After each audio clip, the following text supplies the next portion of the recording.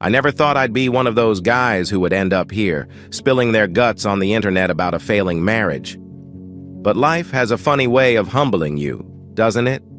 Maybe this is just my way of trying to make sense of the chaos that's become my life, or maybe I'm just looking for some answers. Hell, I don't even know anymore. Amanda and I have been together for 12 years, married for 8.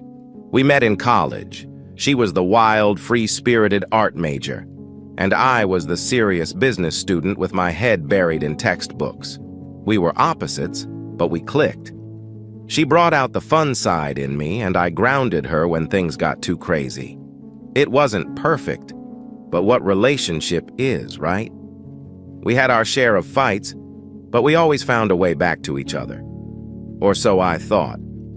The cracks started showing about a year ago, but I brushed them off. I mean, marriage gets tough, especially when you have 2 kids, a mortgage, and a job that demands every ounce of energy you have left. Amanda's behavior started changing. Small things at first. She'd become more distant, distracted. I'd catch her staring at her phone, a sly smile creeping across her face, only to have her quickly hide the screen when I walked into the room. When I'd ask her about it, she'd just laugh it off, calling me paranoid. I believed her. I wanted to believe her. But then, there were the late-night work meetings that didn't add up. The sudden interest in going out with her friends more often and not inviting me. I even noticed she started dressing differently, sexier, like she was trying to impress someone. Every time I tried to talk to her about it, she'd turn the tables, making me feel like I was the one losing my mind. That's when I should have seen the writing on the wall. But I didn't. I couldn't. I loved her too much to believe she could ever betray me like that. I kept telling myself it was all in my head. Maybe I was just stressed from work, or maybe we'd hit that inevitable rough patch every marriage goes through. But then, something happened that I couldn't ignore. One Saturday morning, Amanda told me she was heading out to run some errands. She seemed rushed, almost too eager to leave. She kissed me on the cheek, something she hadn't done in weeks, and walked out the door. I remember standing there, watching the door close, feeling like there was something off. But I couldn't put my finger on it. Later that day, our son Ethan came up to me while I was folding laundry. He's 7, bright-eyed, and way too smart for his age. He was holding my old iPad, the one I hadn't used in months. "Dad, look, that's our mom," he said, his little voice tinged with confusion. I turned to see what he was talking about, expecting to find some random photo or video of Amanda playing with the kids. But when I took the iPad from him, my blood ran cold. There on the screen was a video of Amanda laughing and talking with someone who definitely wasn't me. They were at a bar, sitting way too close, her hand casually resting on his thigh, and then she leaned in and kissed him. It wasn't a friendly peck either. It was the kind of kiss you can't mistake for anything else. I felt like the floor had dropped out from under me. My heart pounded in my chest, and for a moment I thought I might pass out. I quickly stopped the video and tried to process what I'd just seen. How could this be happening? How could Amanda do this to me? To us? Ethan was still standing there looking up at me with those big, innocent eyes, not fully understanding what he had just shown me. My reaction was swift and extremely harsh. I yelled at him to go to his room, something I'd never done before. The poor kid looked terrified, and as soon as he left, I felt the guilt hit me like a ton of bricks. But I couldn't focus on that now. I had to figure out what the hell was going on. I sat there for what felt like hours, staring at the screen, replaying that damned video over and over, hoping it would somehow change. It didn't. The reality of what I had just discovered began to sink in, and with it came a tidal wave of anger, betrayal, and a deep gnawing sadness that threatened to swallow me whole. I didn't know what to do next. My mind was racing, spinning out of control, but I knew one thing for sure. I had to confront Amanda. But I couldn't do it right away. I needed time to think, to figure out how I was going to approach this. The video haunted me. Every time I closed my eyes, I saw her with him, laughing, touching him like she used to touch me. I couldn't just wait for her to come home as if nothing had happened. So I decided to dig deeper. I needed to know everything before I faced her. If she was capable of lying to me about something this big, who knows what else she was hiding? I started by going through her phone. She'd left it charging in the kitchen, and for the first time in our marriage, I broke the unspoken rule of trust. My hands were shaking as I unlocked it using the password I thought was our secret. A small part of me hoped I wouldn't find anything, that I was overreacting, but deep down, I already knew what was coming. Her messages were like a knife to the gut. There were texts between her and some guy named Jake, the same guy from the video.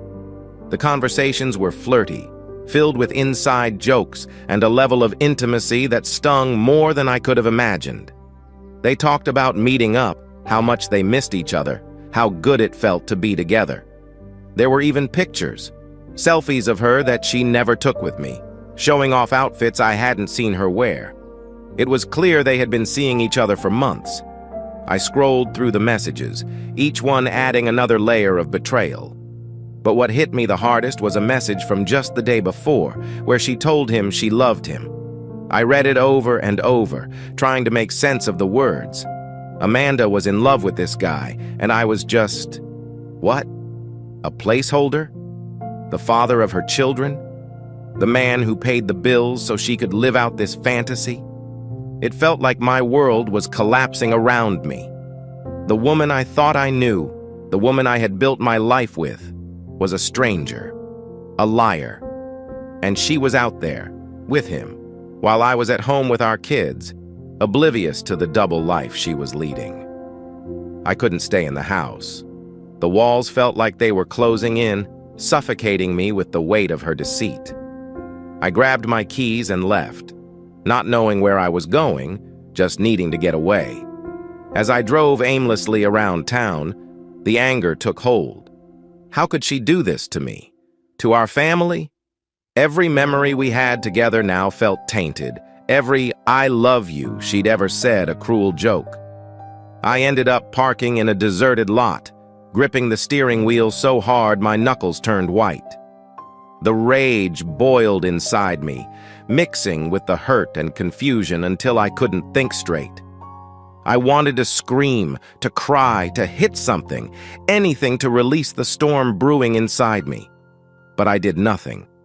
I just sat there, feeling the weight of her betrayal crush me until I was numb.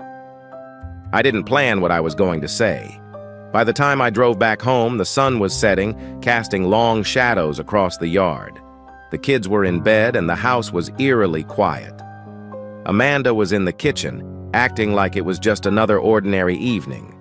She smiled when she saw me, but there was something forced about it. Something that only deepened the pit in my stomach. "Hey, how was your day?" she asked, her voice light and casual, like she wasn't hiding the fact that she was stabbing me in the back. I couldn't keep up the charade. I felt my blood boil as I looked at her, the image of her with Jake flashing through my mind. I was done pretending. "Where were you today?" I asked, my voice strained, barely keeping the anger in check. She glanced at me, her smile faltering just for a moment. "I told you I was running errands. Why?" "Errands, huh?" I repeated, stepping closer. "Is that what you call meeting up with Jake now?" Her face went pale. I saw her stiffen, the mask slipping as her eyes widened. She tried to recover, but it was too late. "What are you talking about? Who's Jake?"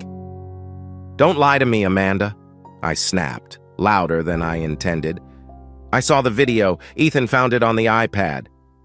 The color drained from her face completely, and she looked like a deer caught in headlights. For a moment, she was speechless, her mouth opening and closing as she tried to come up with something, anything, to cover her tracks. But there was no escaping it. That was nothing," she stammered, trying to brush it off like it was some misunderstanding. "He's just a friend. It's not what you think." "Not what I think?" I almost laughed at the absurdity of it. "I saw you with him. I went through your phone, Amanda. I read everything. You told him you love him. How long has this been going on?" She didn't answer. Instead, she crossed her arms and looked away, her jaw clenched. It was like she'd transformed into someone else, cold, defensive, and completely unrecognizable. "Why?" I demanded, my voice shaking with the effort of holding back the tidal wave of emotions. "Why would you do this to me? To us?" Her eyes flashed with something: defiance, anger, guilt. I couldn't tell. "Why?" "Because I'm tired, Eric. Tired of being stuck in this boring routine, tired of you never paying attention to me, tired of feeling like I'm just your wife and not a real person anymore. Jake makes me feel alive. He listens to me, he makes me laugh. He cares." Her words hit me like a sledgehammer.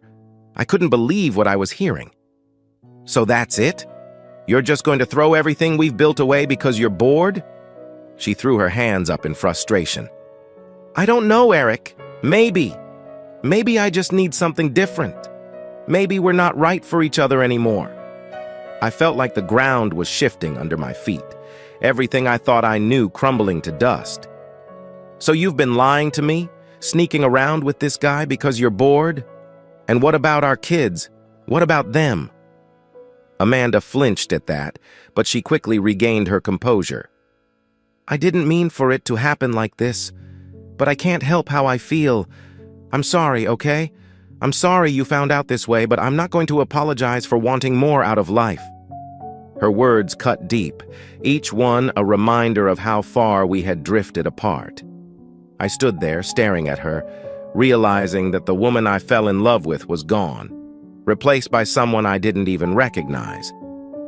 "I can't do this anymore," I finally said, my voice hollow. "I deserve better than this. The kids deserve better." For a moment, I thought I saw a flicker of regret in her eyes, but it quickly disappeared. She just nodded, like she had made her peace with it already. "Maybe you're right," she said quietly. "Maybe it's time we both moved on." And just like that, the last thread of hope I was holding on to snapped.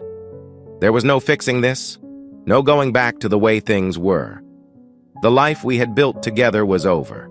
I slept on the couch that night, if you could even call it sleep. My mind was a chaotic storm of anger, sadness, and disbelief.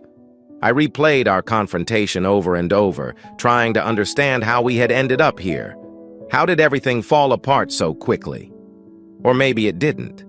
Maybe the cracks had been there all along, and I was just too blind, too trusting to see them. Amanda stayed in our bedroom, leaving me to stew in my own thoughts. I could hear her moving around upstairs, packing a bag, but I didn't care. I didn't have the energy to ask what she was doing or where she was going. Let her leave, I thought. Let her run off to Jake if that's what she wants. She wasn't my problem anymore. The next morning, I woke up to the sound of the front door closing softly. She was gone. There was no note, no explanation, just the echo of her footsteps fading away. I sat up, the reality of it all hitting me like a freight train. She really left. Just like that. The kids were still asleep, blissfully unaware of the storm that had just torn through their lives. I knew I had to tell them something, but what? How do you explain to a 7-year-old and a 4-year-old that their mom walked out? That she chose someone else over their family? I was still grappling with those questions when Ethan came down the stairs, rubbing his eyes and yawning. He looked at me, then glanced around the room as if sensing something was off. "Where's Mom?" he asked, his voice still groggy with sleep. I swallowed hard, trying to keep my voice steady.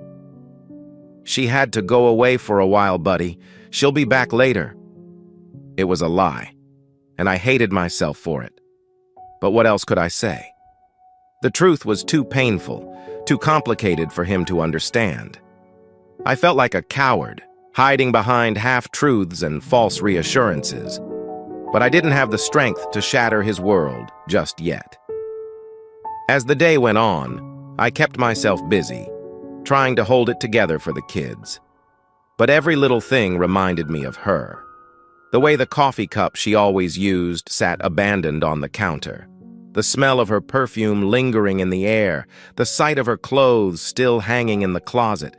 It was unbearable.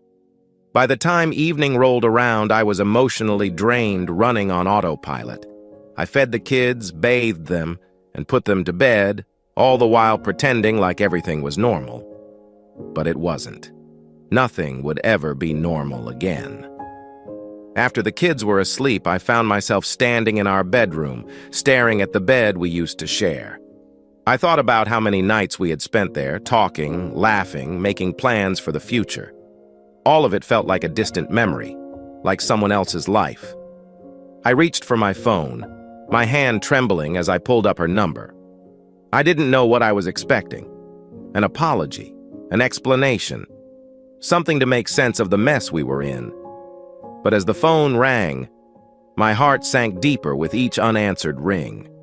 Finally, it went to voicemail, and I hung up, the silence in the room deafening.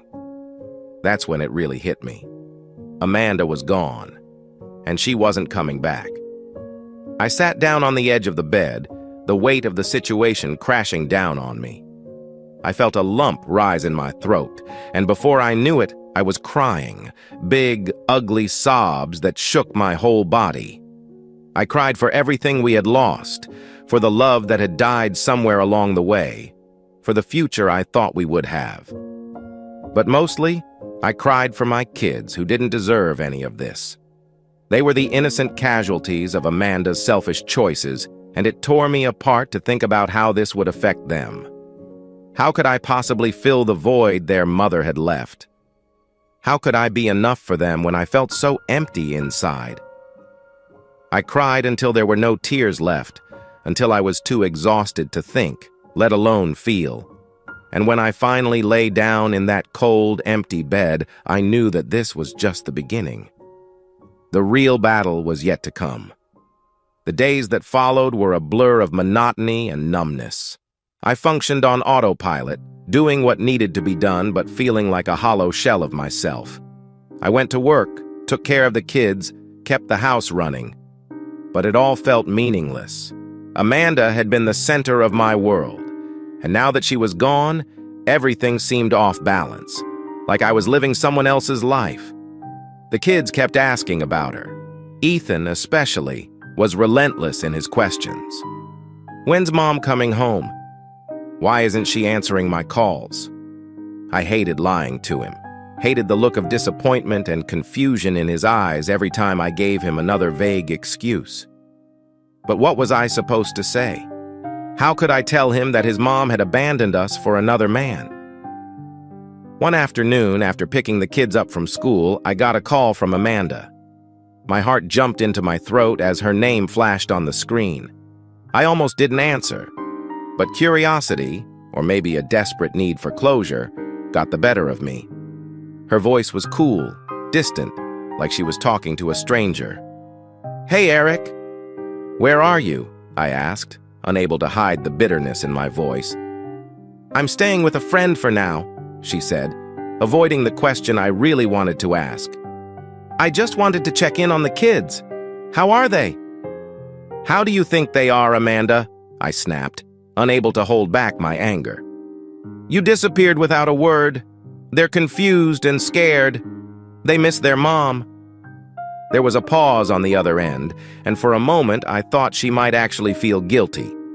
But then she sighed, a long, tired sigh that made my blood boil. "I'm sorry, Eric. I really am. But I needed space. I needed to figure things out." "Figure things out," I repeated, disbelief choking my words. "You walked out on your family, Amanda. How could you just leave like that, without even thinking about what it would do to them?" "I did think about it," she said, her tone sharp. "But I couldn't stay in that house any longer, Eric. I felt trapped. You wouldn't understand." "Try me," I challenged, desperate to understand how she could justify what she'd done. She didn't take the bait. Instead, she changed the subject. "I want to see the kids. Can I come by tomorrow?" Her request caught me off guard. Part of me wanted to say no, to keep her away from us, to protect the kids from any more confusion and heartbreak. But I couldn't do that to them. They deserved to see their mother, no matter how angry I was. "Fine," I said through gritted teeth. "But only for a few hours, and I don't want Jake anywhere near them." She agreed, and we set a time for the next day. After hanging up, I felt a mix of emotions: anger, relief, dread. I knew seeing her again would reopen wounds that were still fresh, but I also knew it was inevitable. We had to face each other eventually, for the kids' sake, if nothing else. The next day, Amanda showed up right on time. She looked different, tired, worn out, like the weight of her choices was finally catching up to her. The kids were ecstatic to see her, rushing to her with hugs and smiles, their little faces lighting up in a way that broke my heart all over again. For a moment, I watched from a distance, letting them have their moment. But then the reality of the situation hit me like a ton of bricks. This wasn't a happy reunion. It was a temporary reprieve from the storm that had engulfed our lives. And once the visit was over, the kids would be left to pick up the pieces of their broken family all over again. We kept things civil for the kids' sake, exchanging small talk and avoiding any real conversation. But the tension between us was palpable, a thick cloud hanging over every word. When it was time for her to leave, the kids begged her to stay, clinging to her like they were afraid she'd disappear again. "I'll see you soon," she promised, but there was an emptiness in her voice that even they could sense. After she left, I was left to deal with their tears, their endless questions about when she'd be back, why she had to go. And I realized, with a sinking feeling, that this was going to be our new reality. The woman I once loved, the mother of my children, was now a stranger.